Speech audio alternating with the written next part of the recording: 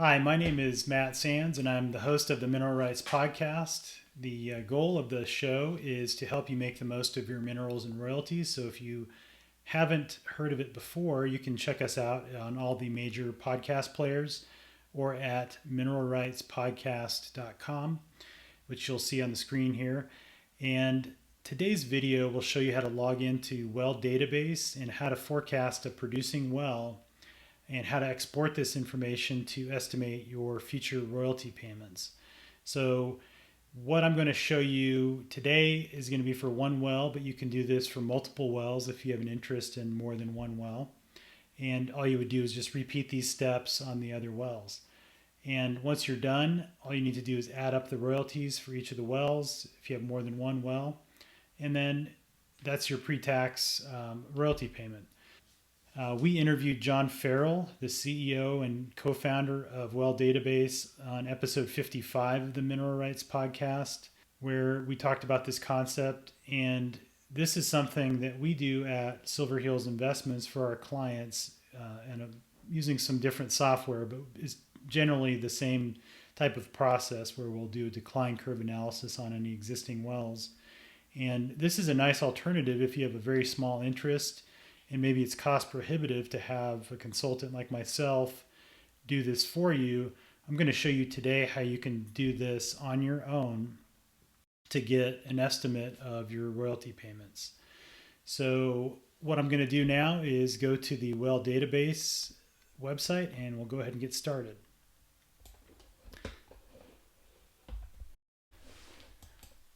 All right, so this is where you can go, just welldatabase.com, and you can click on the sign up form if you don't already have an account. If you have an account, you just simply log in and you can follow step by step. If you do want to do this, so they have a free plan, which is pretty amazing in the oil and gas data space. It's really unheard of. And so they're definitely disrupting the oil and gas data space with amazing analytics and mapping tools, which I'm going to show you just a very few of the features that are available. There's a lot more out there if you go ahead and sign up for WellDatabase. What I'll do now is actually show you how to do this. There's really cool thing about WellDatabase is they have plans that are offered on a month-to-month basis. You don't have to sign up for a contract, be committed. I know with the price of oil and the market being as crazy it is right now, it's something that's nice to be able to use applications like this when you need them, and then you can drop back to the free plan when you don't, and they don't penalize you for that. You don't have to create a new account or anything like that. You just simply go in and you can upgrade your account and then downgrade it, and you can keep all your preferences alive in the system. So this is a really awesome thing about WellDatabase. I've been using WellDatabase in my consulting business for just about 3 years now. So this is something I really think is amazing what they're doing, the amount of features and data that they offer that just really is honestly at a fraction of the cost of their competitors. So, and you're not getting penalized in terms of data quality or anything. If anything, it's maybe better than the others. So again, you can try it out for free.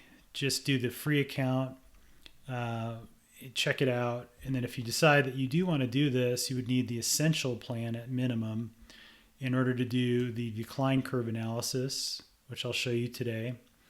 And then to be able to do data exports, which you can export your forecast, which I'll show you how to do as well. So again, after watching this tutorial, if you're still not comfortable doing this on your own, you can give me a call, and I'm happy to provide a free consultation to see if I can help you out and direct you in the right direction, whether it's through us to help perform a valuation of your property or to somebody else. And also, just before I do that, just want to say that if you do decide to do this, you can just put the Mineral Rights Podcast in the Where Did You Hear About WellDatabase section here that you see on the screen. For full transparency, we do receive a small referral commission if you do decide to do that. And if so, thank you very much. I greatly appreciate it. It helps us provide free content like this to mineral and royalty owners. So without further ado, we will go ahead and log in. Okay, when you first log in to WellDatabase, you will see a dashboard view like you see here on the screen, and it'll show you the rig activity, recent permit activity, as well as some of the quick searches you can do on different formations and plays and reports that they have built. There's also a nice chat feature that you can use here that is available for you to ask a question if you run into an issue. Somebody will answer it live during normal business hours. They also have a help center you can use to see some of the commonly asked questions and things that are available. First, what we're going to do is go into the Browse Wells. And what I'm going to show you today is how to forecast production for a well in the DJ Basin in Colorado, but you can use this for any well across the country. The same concepts would apply. And so you'll see the map loading. It has some cool analytics that it will show, and it will automatically update on the fly as you zoom in or zoom out on the map and as the wells are selected. And the well that I am looking for is called the Elbert 3N. So I'm just going to search by the well name in this case. You can do the API number. You can actually navigate through the map if you don't remember the well name or the API number, but you know where it is. And so that's another way you can do it. So I can see my well here. I'm going to zoom in, get a little bit closer.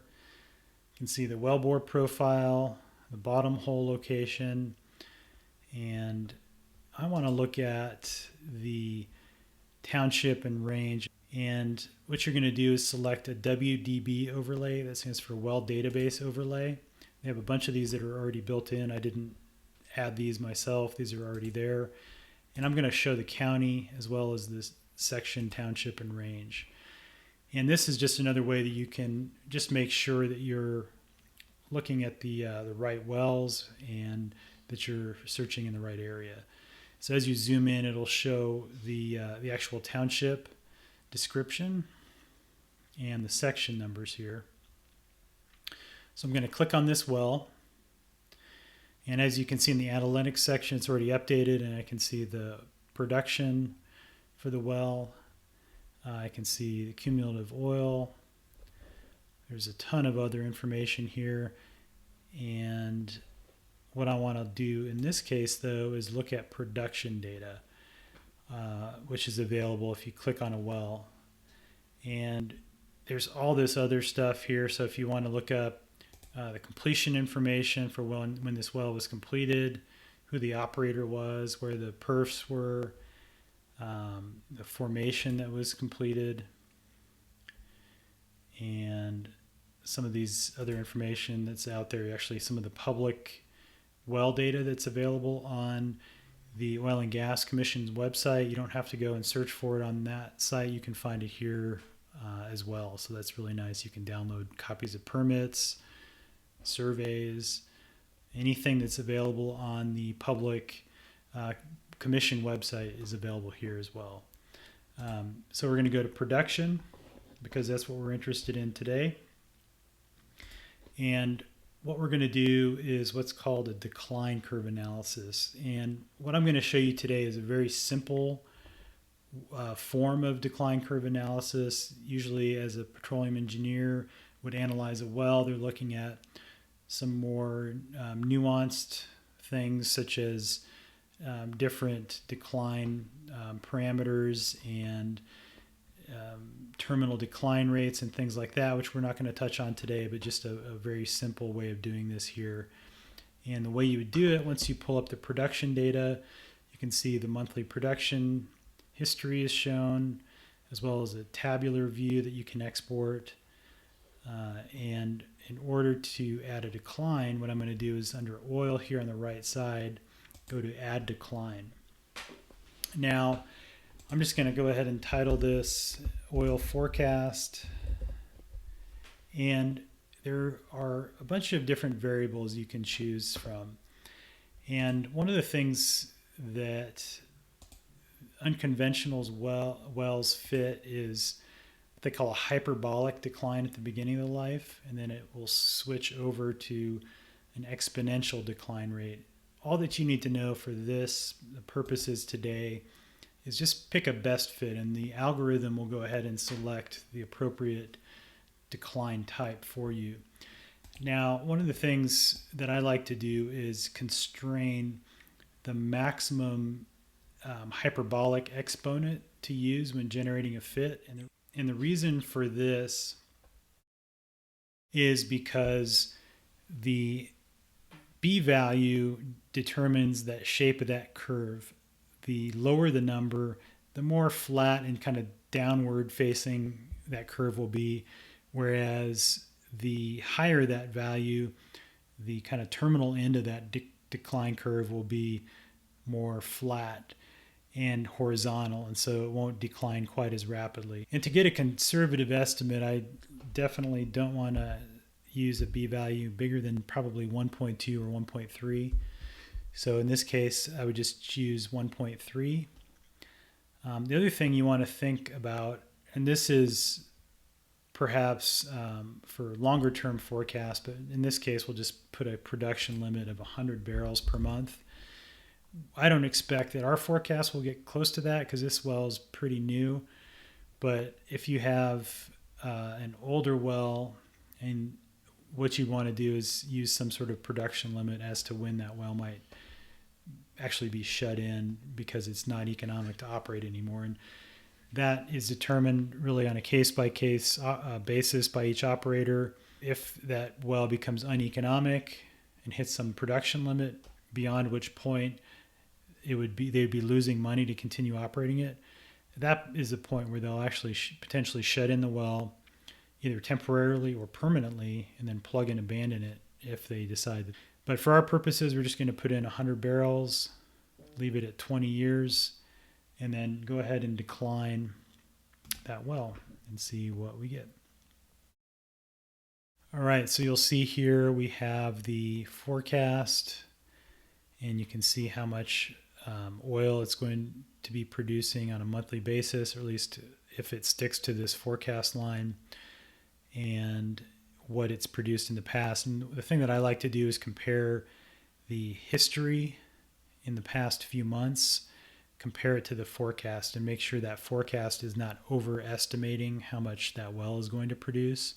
So in this case, we see that we're actually maybe 150 to 200 barrels below what the recent history is. So that tells me that it's a conservative forecast, which is a good thing. And you'll see here in the table below, there's my oil forecast numbers, and it goes back to the start date of that forecast. And this is something you may have to play with a little bit and iterate through several attempts of running that forecast if it doesn't look correct. And in order to do that, all you got to do is click on the little gear here to edit decline. You can come in here and change some of these parameters. You can shift it out, different start date, and a different initial rate if you want to either increase it or decrease it. And then you can adjust the B value as well. And in this case, it's right around 0.8, which looks to be a good value for this well. Okay, so we've done this for oil. I'm going to do the same thing for gas because this well produces both oil and gas. The gas is the red. And same thing, go to add decline. I'm going to call this one the gas forecast. And use the best fit again. I'm going to put the max B value at 1.3. And I'm not going to put in a production limit here. In this case, I'm anticipating that oil production will be the driver for the sort of economic limit for this well. But in any case, if it were a gas well, you can put in a production limit for gas. You can do some research if you're not sure what number to use, or you can leave it blank and it'll just forecast it out for 20 years. So I'm going to go ahead and hit generate on the gas forecast. And I'm going to do the same thing here. I'm going to check that the recent historical production, which is showing as the gas monthly, is higher than my forecast. And again, the reason I'm doing that is I want to make sure this forecast is conservative and not going to be over anticipating what the well is going to produce in the future. And you can see in this case, this decline curve goes well out into the future for the next 20 years or so. And what we're really only interested in, and what I would recommend, unless you know what to look for the kind of terminal decline, is to really focus in on the next year or maybe the next 2 years of production, because that's where you're going to be the most accurate. These years well out into the future could be a lot higher, could be a lot lower than what your forecast is. And the reason for that is with these unconventional wells, they're still relatively new. And as engineers and geologists are learning more about these formations, they're learning what they think the terminal decline rate will be. In other words, like I mentioned at the beginning, when that well switches over to an exponential decline and is sort of steadies out and you look at it, it will be relatively flat into the future like you see here. They're not really sure what that terminal decline rate is until we get more history. And so it could be something where it's 8%, or it could be a 12% terminal decline. And so that's stuff that that you really don't need to worry about today. And again, this is just for the next couple of years we're going to focus on. And what I've done so far, I'm done with my decline. That was basically it. I'm going to end up talking through how to do this, but when you go do it on your own, it'll literally take you just a minute or two to get this information. Now, once I'm done, I'm going to hit export. It will save a CSV file, which is comma separated variable file. And I'm going to open this in Microsoft Excel, but you could save this file and upload it to Google Sheets if you don't have Excel. Okay, now I have the file that I downloaded from WellDatabase open in Microsoft Excel.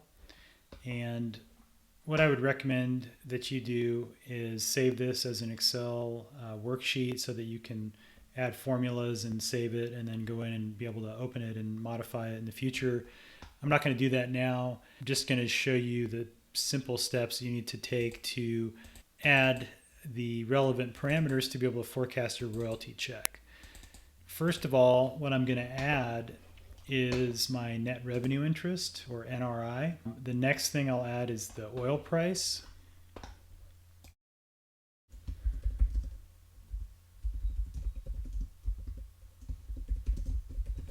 And then I'll add the gas price. Now, in the example that I'm providing here, the NRI is the same for oil and gas. If it were to be a different value for oil or different value for gas, you could add that as a separate column. Just make sure you're choosing the right NRI when you multiply it by the gas price and the production to be able to forecast the royalties correctly. So I'm going to enter a price assumption as well. And in this case, we're going to be very conservative. If I were to say $25 oil, this is May 2020. That's right around where oil is trading. It could be higher, it could be lower. The nice thing is it doesn't really matter. You can come in here and update this on a month-to-month basis as it changes and as your assumptions change, so you can see what the impact will be on your royalty check. In this case, I'm going to use a really simple NRI of 1%.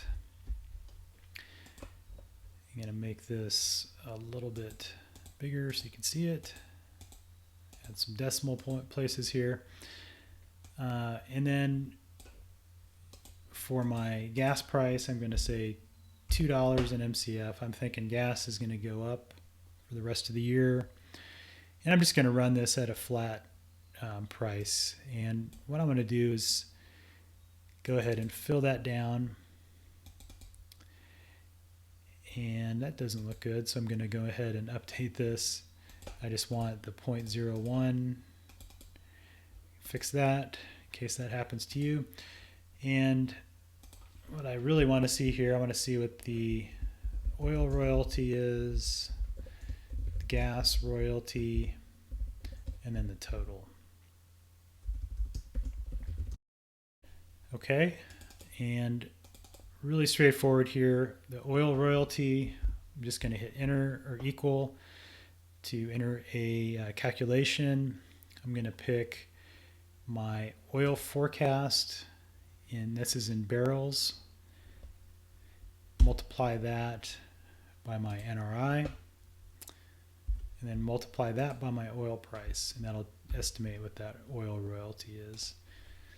Similarly for the gas royalty, I'm going to multiply the NRI by my gas forecast and then by the gas price. And I'm just going to add these two together to give me the total. All right, and fill this all the way down. And I'm not really going to focus too much on the stuff where there's historical production. This is where you should have already received a royalty check, but I'm interested in these future months that I'm going to be starting to get royalty checks here soon. And I want to understand what, in this case, $25 oil is going to mean for my royalty checks here for this year. And the way that you can use this is if you get royalties and you have to make quarterly estimated tax payments to the IRS. This is one way that you can estimate what those royalty payments are going to be for the year and use that to inform how much estimated tax payment should be without having to hire an engineer or a consultant. Now, the thing that's nice about this, oil price is changing on a daily basis. It's hopefully going to go up, and if it does, you can come in here and change it. So if oil prices in actually May, which is where we're at now, if they trend higher in June, they keep trending higher, you could always come in here and say, okay, what happens if it's $30 in June, and maybe through the rest of the year I can just come in here and change the oil price. And then the same thing, you could increase it up or down, and so you can then see what the impact is on the royalty check. Now, this is for one well. If you have an interest in multiple wells, like I said, you just simply repeat these steps for each well, export each one, and then at the end in Excel, it's just a amount of simple addition. You just go for each well and add each of these total columns up into you can create a new worksheet. I'm not going to show you how to do that today, but you could go in and just add each of those wells up and then get the total across all your wells. And you can also, and I would highly recommend this as well to get you a most accurate estimate as possible, is look at your last couple of check stubs and see what kind of deductions are being taken out of your royalties. And what you'd want to do is figure out what that approximate percentage is, and then you can multiply that by this total number to get a net royalty number, because what's shown here doesn't include any severance taxes or any local or state taxes that might be deducted, as well as any post-production deductions. And so that's something you definitely want to take into account so you're not overestimating what your royalty check would be. So I hope this is helpful, and hopefully this simple process is something that you can do on your own if you're so inclined, and you can save a significant amount of money from having to hire a consultant to do this for you to estimate your producing wells.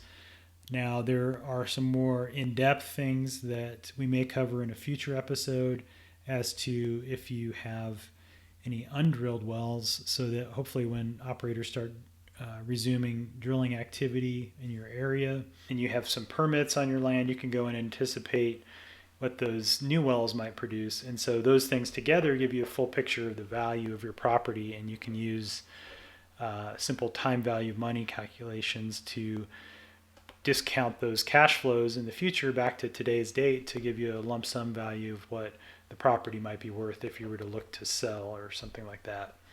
So thanks again for watching this video. Again, check out mineralrightspodcast.com on iTunes or wherever you get your podcasts.